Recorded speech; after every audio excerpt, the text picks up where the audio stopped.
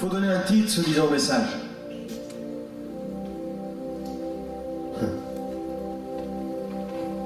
Dieu veut te donner un nouveau costume. Dis-le à ton voisin. On change de saison. Il va donner un nouveau costume. Je me suis régalé à lire la Bible. C'est pas une corvée pour moi de lire la Bible. J'étais gêné pendant un temps hier. Parce qu'Alex, il passe des textos, il dit il y a de la journée peinture. Et moi je dis enfin, je veux aller peindre. Le Saint-Esprit me dit, et le message il n'est pas complet. Je dis, oh purée. Et là tu es divisé. Moi j'aimerais avoir un bras pour peindre, mon esprit qui est là pour préparer, pour noter, et puis un autre, et puis... Ma vie à moi elle n'est pas assez longue. Je ne sais pas si ta vie elle est trop longue. Ouf. Luc 3, on va lire quelques versets ce matin, c'est bien. Luc 3, versets 21 à 23. Comme tout le peuple était baptisé, Jésus aussi fut baptisé. Pendant qu'il priait, le ciel s'ouvrit et le Saint-Esprit descendit sur lui sous une forme corporelle. On peut dire le Saint-Esprit descend. On dit le Saint-Esprit descend. Dis-le, le Saint-Esprit descend. Sur lui sous une forme corporelle, comme une colombe. Et une voix fit entendre du ciel ces paroles. Tu es mon fils bien-aimé, tu as toute mon approbation. Jésus avait environ 30 ans lorsqu'il commença son ministère. Luc 4, verset 1er. On a vu le Saint-Esprit descend. Luc 4, verset 1er. Jésus, rempli du Saint-Esprit, revint du Jourdain, il fut conduit par l'Esprit dans le désert. On le dit ensemble. Là, Jésus est rempli du Saint-Esprit. Oh oh, le Saint-Esprit descend, là, Jésus est rempli. On avance un peu. Luc 4, versets 13 à 15. Après l'avoir tenté de toutes ses manières, le diable s'éloigna de lui, de Jésus donc, jusqu'à un moment favorable. Verset 14. Jésus, revêtu de la puissance de l'Esprit, retourna en Galilée, et sa réputation gagna toute la région. Et là, il enseignait dans les synagogues, et tous lui rendaient grâce. Lui rendaient gloire. Donc, Luc 3, 22, le Saint-Esprit descend sur lui. Luc 4, 1, Jésus est rempli du Saint-Esprit. Et Luc 4, 14, Jésus est revêtu de la puissance de l'Esprit. Lors du baptême, le Saint-Esprit descend. Et c'est souvent ce qui se passe. Tu te fais baptiser, on prie, et le Saint-Esprit descend. Et entre les deux, il y a ce fameux moment dans le désert. Et ce moment dans le désert, il est dit que le diable est venu et l'a tenté. Il n'était pas rempli, il n'était pas revêtu avant d'avoir passé cette période-là. On avance. Revêtu, quand tu es revêtu de quelque chose, ça se voit. Quand tu es revêtu, c'est que tu as mis un vêtement. Et apparemment, je vois que vous avez tous des vêtements ce matin. Heureusement d'ailleurs. Et c'est à partir de ce moment où il est revêtu, écoute bien, il y a un secret, que les gens viennent vers lui.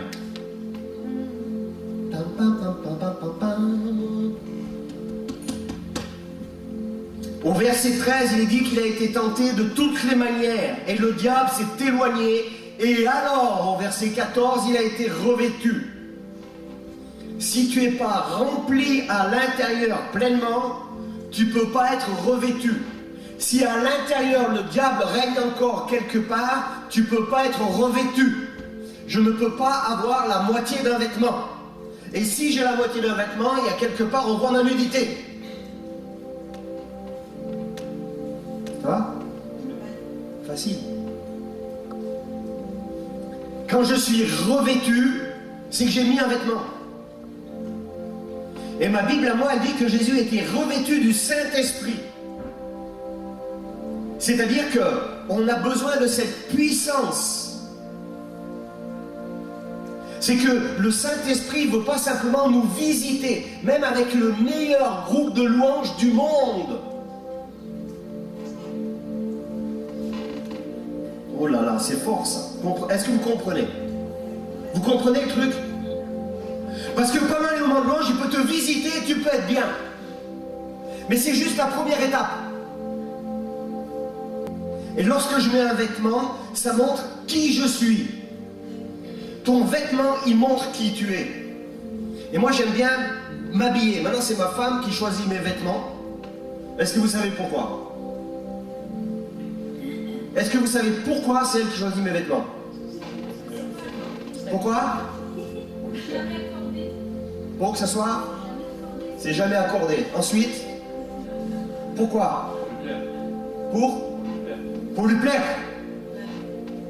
Oh. Jésus veut te revêtir du Saint-Esprit. C'est-à-dire qu'elle m'aime tellement, ce qu'elle veut, c'est que je lui plaise. Et elle connaît tellement tout ce qui est à l'intérieur de moi, elle veut que l'extérieur corresponde à qui je suis. Et bien c'est pareil, Dieu avec toi. C'est pour ça qu'il a envoyé le Saint-Esprit. C'est pour ça que Jésus va être revêtu de l'Esprit et de puissance. Parce que le Père aime tellement Christ, que Christ va aller dans le désert. Christ va être rempli. Tout ce qui est du diable s'en va. Et alors, Dieu va donner un nouveau vêtement, revêtu de la puissance. C'est tout ce que ça vous fait, purée, c'est pas possible. Mais vous pensez le truc un peu.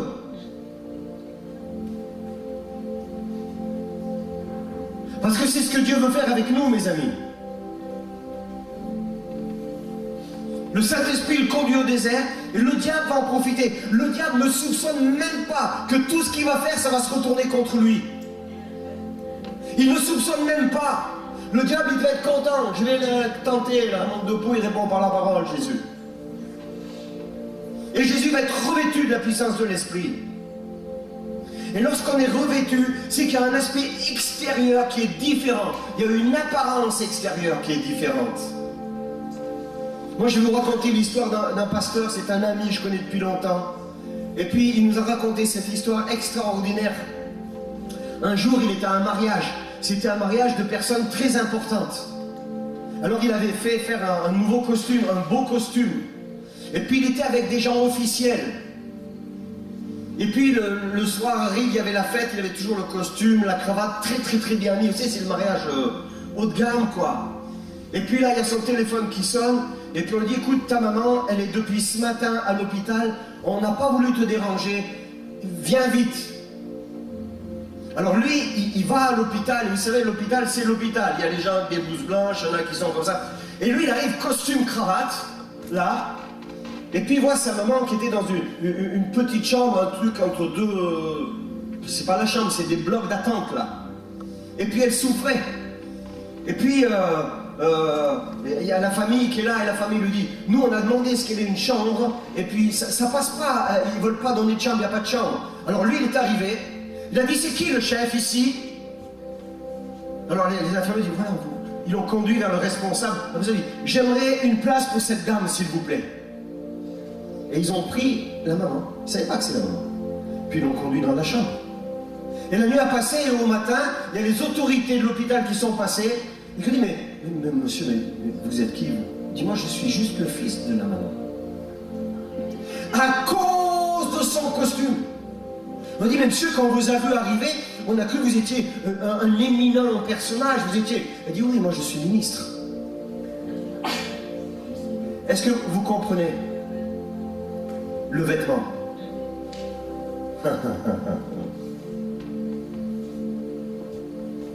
Et selon ton aspect extérieur ou pas, c'est ce qu'il nous disait. On peut t'écouter ou pas t'écouter. Moi-même qui vous parle, j'ai fait une expérience, j'étais à Nice, 76-77. J'étais pas encore chrétien. Et j'avais un copain qu'il y avait une 4L qui était un peu marron clair en ce temps-là. Il faut savoir que nous sommes allés à Toulon avec lui, et puis en passant à côté d'un bateau dehors, je crois que c'est un sous-marin, je ne sais plus lequel c'était, il y avait des grilles, il y avait tout ça, et puis j'ai vu passer une 4L de la même couleur que la sienne. Puis nous on va au bar à côté, puis on boit un café, on regarde, et une autre 4L de la même couleur que la sienne passe. Je lui dis, hey, tu sais ce qu'on fait? On essaye de passer. Il me dit, mais c'est pas possible, tu peux pas passer.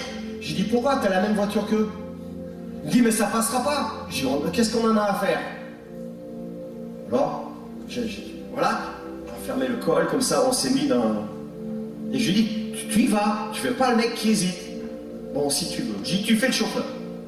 Puis moi je me suis mis derrière. Donc on voyait juste les têtes. Et puis on arrive vers le portail, je fais comme ça. La barrière est dessous, on a visité le sous-marin. J'ai vécu, c'est moi ça. À cause de vêtements, c'était la même voiture. Est-ce que vous comprenez ce que je veux dire? Dès que ta façon de t'habiller, le vêtement que tu as, il parle. Et ne dis pas non. Peut-être pas maintenant, quoique. Mais demande à ton épouse si elle aurait voulu de toi avant d'être mariée dans l'état dans lequel tu es maintenant. Habillée comme ça. Oh oui, bien sûr, chérie. Ouais, elle va te dire ça parce qu'elle t'aime, parce que c'est le culte, parce qu'il y a la présence de Dieu. Et si elle est un peu franche, elle va te dire, tu sais, ce matin, je t'avais dit de ne pas mettre ce pantalon. Mais il y a une grâce d'amour à un moment donné. Est-ce que vous me suivez? Oh oh. Le vêtement. Et nous, on le sait, les garçons.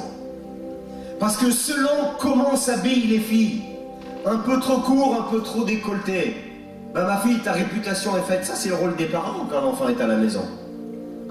C'est pareil quand on voit les jeunes avec le main, c'est tout déchiré. Alors ça peut être la mode, mais il y a des signes comme ça de révolte aussi.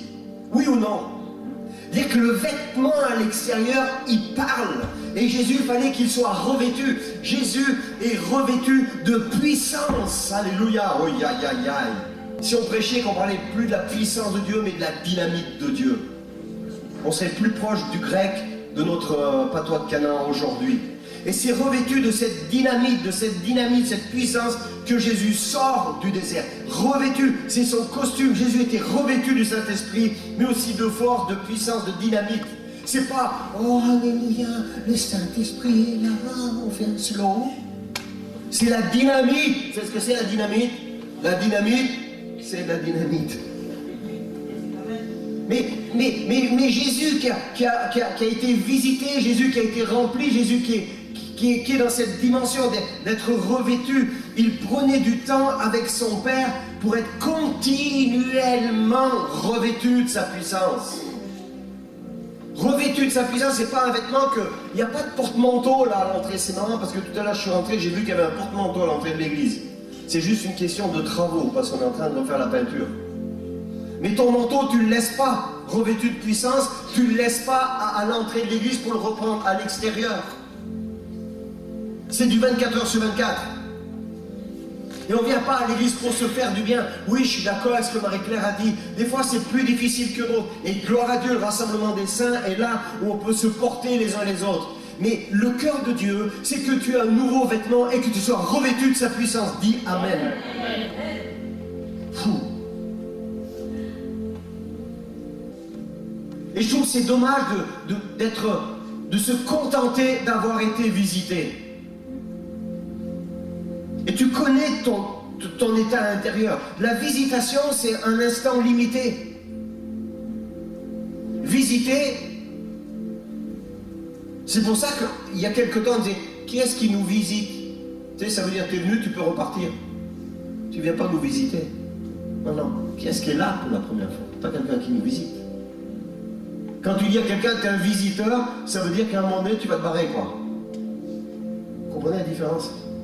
Le Saint-Esprit ne vient pas te visiter. Lui, il veut te remplir. Et lui, il veut demeurer. Et lui, il veut te revêtir. Que ce soit un vêtement. Et le vêtement, il se voit. Et Jésus prenait du temps avec son Père pour être continuellement revêtu de sa puissance. On peut être visité un instant limité, être revêtu, ça se voit, les autres le voient. Et j'oserais dire, c'est quoi ton costume? Et pour certains, le Saint-Esprit, c'était un peu comme l'électricité. L'électricité, ça existe depuis longtemps. Mais ça a pris du temps pour un homme comme Thomas Edison de la canaliser et d'amener la lumière, n'est-ce pas? Et la puissance de Dieu, on peut comparer, j'aime bien comparer à cela, parce que la puissance de Dieu existe depuis toujours. Et elle attendait une seule chose, c'est quelque chose qui va être mis en action. Et ce qui met en action, c'est ta foi. Hébreux 11, verset 1er. La foi est une démonstration. Je suis revêtu. Je passe du temps avec le Père. Je connais sa parole. Je lis sa parole. Et alors, lorsque je suis dans une situation, ce qui sort de moi, c'est la parole de Dieu. C'est le message de dimanche dernier encore. Et je ne le dis pas parce que je l'ai appris simplement par cœur. C'est parce que même si je ne me souviens plus de la référence, c'est mieux si je me souviens de la référence. Je sais ce que Dieu veut dans cette situation. Ça, c'est être revêtu de la puissance d'en bas. Et alors, quand il faut témoigner, tu témoignes. Si tu es revêtu de la puissance d'en bas, tu analyses. Qu'est-ce qu'on va dire si je témoigne? Peut-être qu'on va me juger. C'est peut-être la seule opportunité que la personne entend parler de Jésus.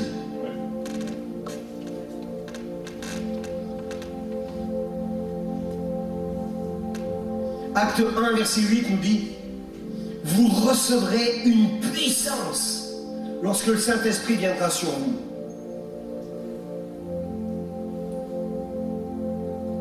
Ça, c'est la parole de Dieu. Il n'est pas dit: vous recevrez le Saint-Esprit et vous serez mes témoins. Oh oh. Et oh.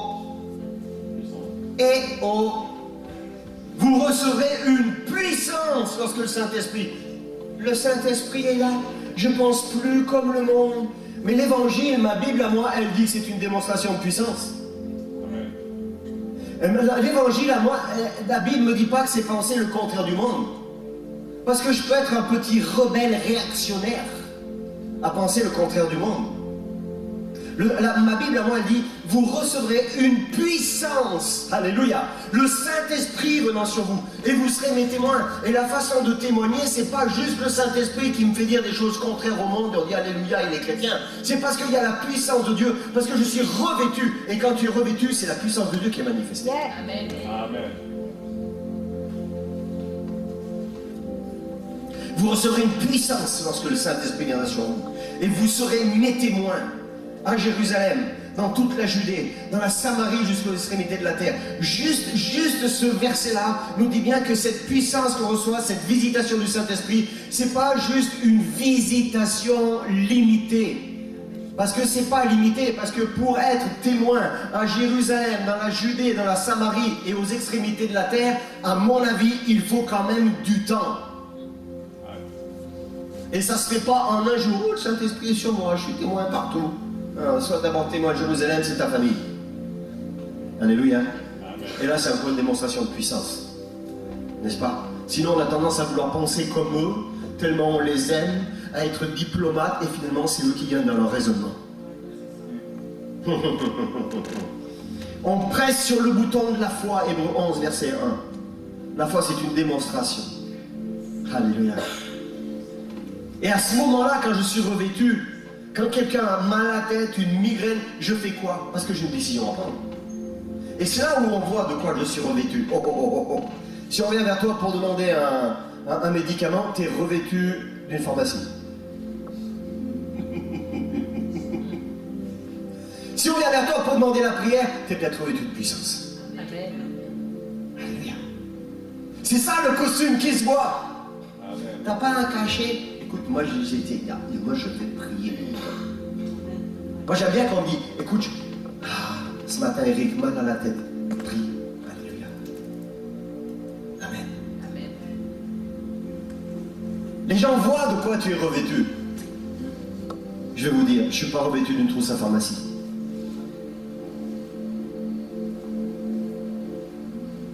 J'aime prier pour les gens. Et quand je lis la Bible, je comprends vite que du temps de Jésus, on venait vers Jésus. Les malades venaient vers Jésus. Et Jésus priait pour les malades. Amen. Parce que je suis revêtu du Saint-Esprit. J'ai ce vêtement, et ça s'appelle l'onction. Un vêtement de louange. Et c'est quoi la louange? Je ne vais pas faire un enseignement sur la louange. Vous savez ce que c'est en la louange? Je dois limiter. En une petite phrase, c'est quoi la louange? Tu loues Dieu quand tu fais ce que lui il veut. Oh oh oh oh oh! Je loue Dieu quand je fais ce que lui il veut. C'est pas quand je suis avec... c'est super, moi j'aime ces moments-là. C'est des moments de louange, d'intimité avec le Père. J'aime. Et quand Dieu te dit, donne 10 € à l'offrande, tu loues Dieu. Si tu donnes 9, tu loues pas Dieu. Si te dit donne 100, tu loues Dieu. Quand il te dit viens peindre, tu loues Dieu. Amen, amen.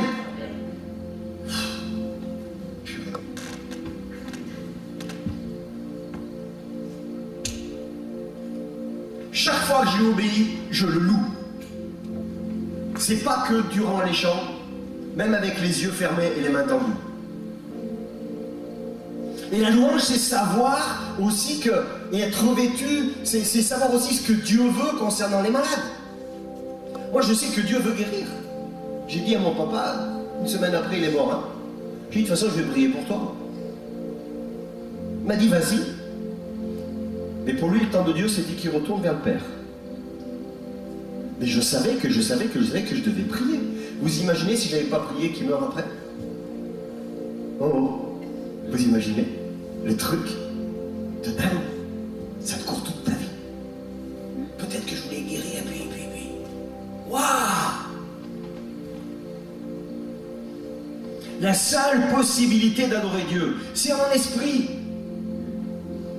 C'est pas avec notre intelligence.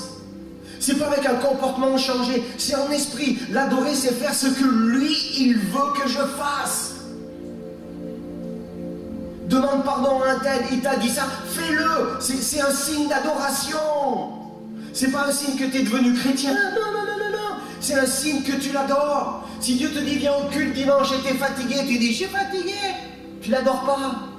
Tu as adoré ta fatigue parce que c'est elle qui a gagné. Oh, tu as adoré ta fatigue parce que c'est elle qui a gagné. J'ai mal à la tête, je viens pas. Et après tu dis Seigneur, guéris-moi. Mais non, tu as mal à la tête, c'est le lieu où tu peux être guéri. Amen. Oh, ya. Viens pas, j'ai mal au ventre. Ben, c'est dommage, on a prié pour les malades, il y en a qui ont mal au ventre qui ont été guéris. C'est bien dommage. Je répète, la seule possibilité d'adorer Dieu, c'est en esprit. Et l'adorer, c'est faire ce que lui veut que je fasse. Et pour me connecter avec lui, c'est avec mon esprit. Et un des éléments les plus majeurs, on le sait tous, c'est le parler en langue. Pourquoi? Parce que la foi, elle se situe au niveau de l'âme, la volonté, l'intelligence, les émotions. Et des fois, on n'a pas de volonté, et puis notre intelligence, elle n'est pas régénérée. Puis nos émotions, c'est elles qui prennent le dessus. Oui, mais j'ai mal, j'ai mal. La seule possibilité de faire grandir la foi, c'est en lisant la parole. La seule possibilité de faire grandir la foi, c'est même pas d'avoir une activité dans l'église, c'est en lisant la parole. Souligne, tu soulignes les versets qui parlent de guérison. Souligne les versets qui parlent de la foi, comment les hommes de Dieu ont grandi dans la guérison, comment Christ a fait et d'autres ont fait, comment des hommes de Dieu ont opéré par rapport à la foi. Et ça va m'influencer pour atteindre l'objectif. Et quand tu es revêtu de l'esprit, que tu es en face d'un malade, il y a une chose que le Saint-Esprit me rappelle, c'est qu'il est écrit quelque part dans la parole, ils imposeront les mains aux malades et les malades seront guéris. Mais si je suis revêtu de mes raisonnements, de mes propres forces et de ce que mes collègues disent, il est malade, il faut l'amener à l'hôpital. De quoi tu es revêtu? C'est quoi ton vêtement? Est-ce que vous me suivez ce matin? On se connecte à l'Esprit de Dieu. Il nous révèle ce que lui veut faire. Et on utilise les dons, on en a parlé ces derniers temps, les talents que Dieu en personne nous a donnés.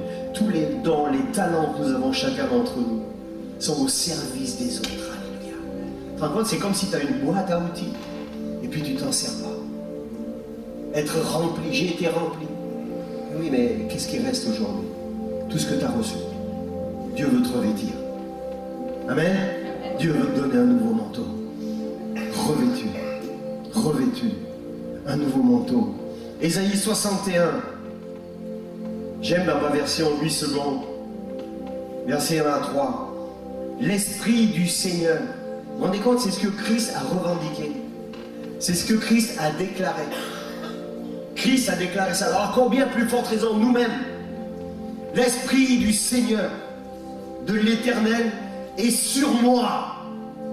Oh, s'il est dessus, c'est que j'en suis revêtu. Des fois, il est tellement dedans, j'ai oublié la bouteille. Chez nous, on nous a offert une bouteille, vous savez, elle est rose, une bouteille de vin. Elle est rose, il y a un revêtement plastique, c'est très joli avec un dessin. Et je dis à ma femme, qu'est-ce qu'il y a dans cette bouteille? Elle me dit, du vin. Je dis, comment tu le sais? Parce que c'est une bouteille de vin, regarde. Ce qu'elle ne savait pas, c'est quelques minutes avant, c'est une vieille bouteille, il n'y a plus de vin depuis longtemps, j'avais mis de l'eau. J'ai dit, regarde. À cause de ce qu'il est revêtu à l'extérieur, tu te fies à ce qu'il y a à l'extérieur, tu ne vois pas ce qu'il y a dedans. Avec Dieu, ça ne passe pas comme ça. Lui, il te visite, il te remplit et il te revêt. Et avec Dieu, l'homme spirituel, il voit ce qu'il y a à l'intérieur. Il n'y a pas besoin de prophète ou apôtre. Amen, amen. Tu comprends ce que je veux dire? Tu ne peux pas berner Dieu. Et si je voulais une bonne bouteille de vin, quand des amis viennent à la maison, je n'irai pas vers cette bouteille avec le plastique à l'extérieur, même si le plastique. Moi, je veux voir ce qu'il y a dedans. Il faut que le verre soit transparent. Et avec Dieu, tu es transparent. Parce qu'il voit au cœur, il voit ce qu'il y a à l'intérieur. Pas mal, non?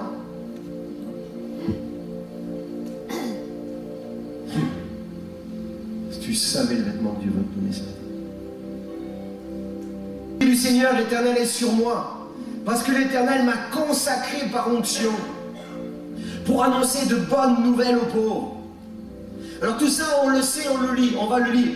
Il m'a envoyé pour guérir ceux qui ont le cœur brisé, pour proclamer aux déportés la liberté, aux prisonniers la délivrance, pour proclamer une année de grâce de l'Éternel et un jour de vengeance de notre Dieu, pour consoler tous ceux qui sont en deuil, pour donner aux habitants de Sion une belle parure au lieu de la cendre, une huile de joie au lieu du deuil, un costume de louange, un vêtement de louange. Il veut dire quoi ce verset? Que tu as le vêtement de louange parce que l'Esprit du Seigneur est sur toi, parce qu'il t'a oint, oui, mais tu es capable de guérir les cœurs brisés. Ouh, aïe, aïe, aïe, aïe, aïe, aïe, aïe. Ça, c'est le vêtement de louange. Ça, c'est le nouveau manteau que Dieu veut nous donner.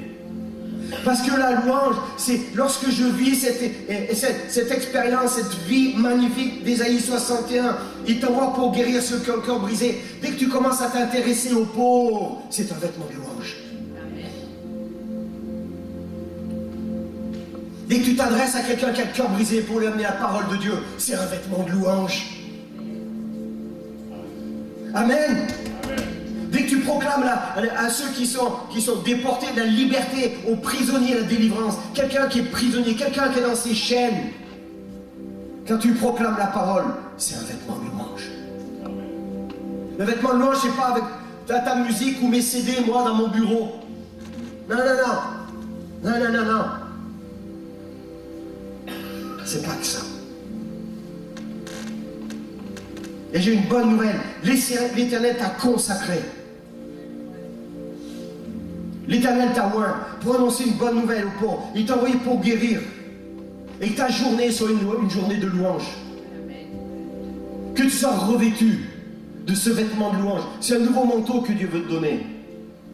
Et le vêtement de louange, c'est de voir les situations comme Dieu les voit. Et non pas comme toi tu les vois.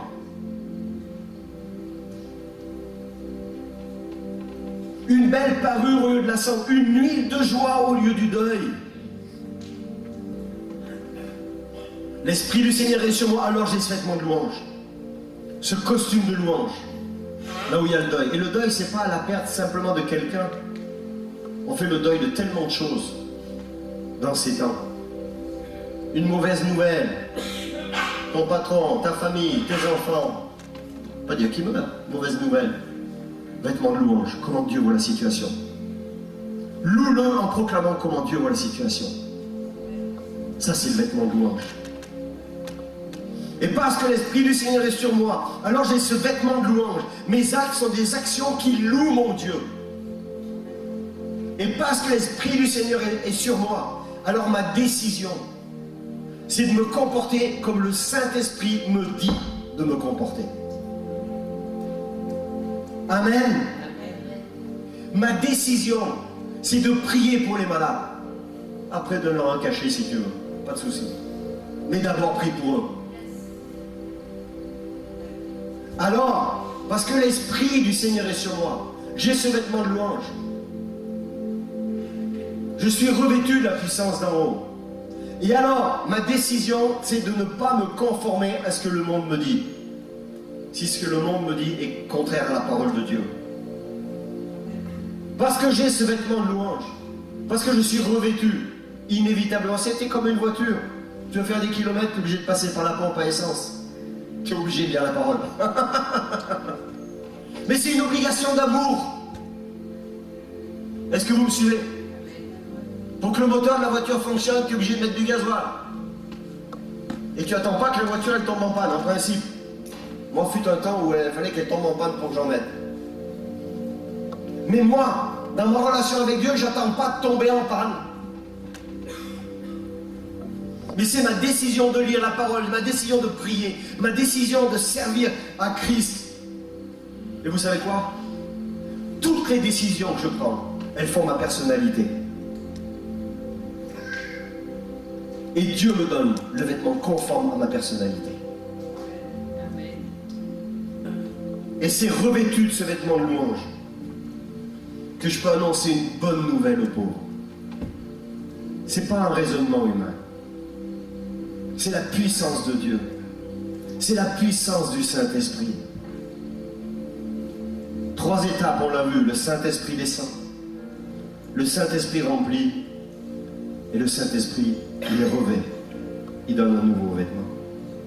Et ce matin, il y a une distribution gratuite de nouveaux vêtements. Amen. Qui est-ce qui veut un nouveau vêtement ce matin? Lève-toi si tu veux un nouveau vêtement. Peut-être que tu en es juste au Saint-Esprit descend. Si tu en es là, c'est formidable, mais sache une chose, c'est qu'il veut te remplir. Si tu en es rempli, sache une chose, c'est qu'il veut te revêtir. Il veut te donner un nouveau vêtement. Moi, je me lève avant vous tous. D'ailleurs, je suis resté debout tout le temps. Parce que moi, avant vous tous, je veux ce nouveau vêtement. Parce que j'en ai besoin.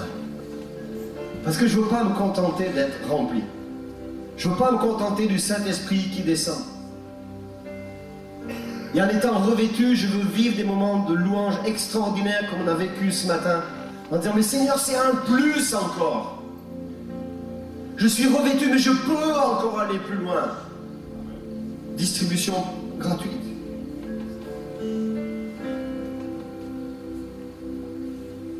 Luc 4, verset 13. Jésus a été tenté de toute manière. De toute manière. De toute manière. Et le diable a perdu. Tout ce que le diable a fait dans ta vie, dans ma vie, dans notre vie.